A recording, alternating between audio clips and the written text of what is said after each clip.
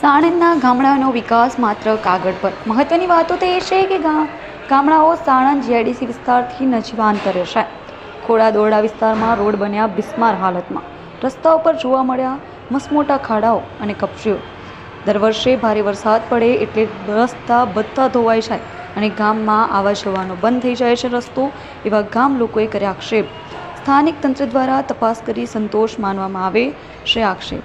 ગ્રામજનોનું કહેવું છે કે આ રોડ રસ્તા સરકારમાં ગ્રાન્ટ પાસ થયેલા છે છતાં બનાવવામાં કેમ નથી આવતા. સ્થાનિક લોકોની માંગ છે કે સરકારી તંત્ર જાગી કાયમી નિકાલ લાવે તેવી લોકોની માંગ ઉઠી છે. Bureau chief reporter, Anand, Ahmedabad. મારું નામ વાઘેલા રણવીરસિંહ દિલીપસિંહ. હું ખોડા ગામનો એક આમ નાગરિક છું. જ્યારે બી ચોમાસાની સમયની અંદર અમારા ગામમાં એક મોટો પ્રશ્ન હોય છે રોડનો. જે રોડ દર વર્ષે ચોમાસાની અંદર તૂટી જતો હોય છે. અત્યારે સાધનોને આવવા જવા માટે પણ ઘણી અગવડ પડતી હોય છે. એનું કારણ છે કે ચોમાસાની અંદર અમારા ગામની અંદર તળાવમાં પાણી ખૂબ ભરાય છે. બીજા ગામનું પાણી આવીને અમારા ગામમાં સમાવેશ થતું હોય છે એનું. હવે એના કારણે રોડ ઉપર પાણી આવી જાય છે અને જે તે સમયે આ પાણીને જવા માટેનો કોઈ નિકાલ છે નહીં.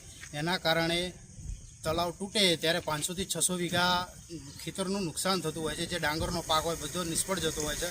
તો તંત્રનો અમે ઘણીવાર રજૂઆત કરેલી છે, જેમ કે ટીડીઓ સાહેબ આવેલા છે, તલાટી સાહેબને બી કીધેલું છે, સરપંચ દ્વારા બી કીધેલું છે, પણ કોઈ એનું નિરાકરણ લાવતું નથી. તો અમારે તંત્રને નમ્ર વિનંતી છે કે એનો કાંઈક ઉકેલ લાવે અને એનું કાંઈક અમારું રસ્તા માટેનું અમારું જે છે એનું નિકાલ કરે. આ રસ્તો કેટલાય બે વર્ષથી આવો ને આવો છે. ચોમાસામાં પાણી ભીષણ સમાણું થઈ જાય છે.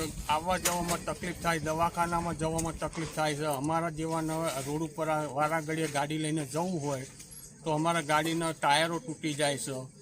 વારે ઘડીએ રજૂઆત કરી છે છતાંય કોઈ તંત્ર કે કોઈ સરકારથી કોઈ આવતું જ નથી અહીંયા. અને જ્યારે મામલતદારને નિમ્ન કહીએ તો આવીને આંટો મારીને જતા રહેશે.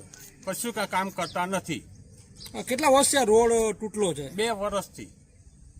તમારી રજૂઆત શું છે? આ રોડ અને એની રજૂઆત છે. રોડ વ્યવસ્થિત થવો જોઈએ અને પાણીનો નિકાલ થવો જોઈએ કે પાણી અહીંયાથી આમ જવું જોઈએ. દર ચોમાસામાં ઢેચણ સમાણું પાણી હોય છે. રોડ ઉપર દર વર્ષે રોડ તૂટી જાય.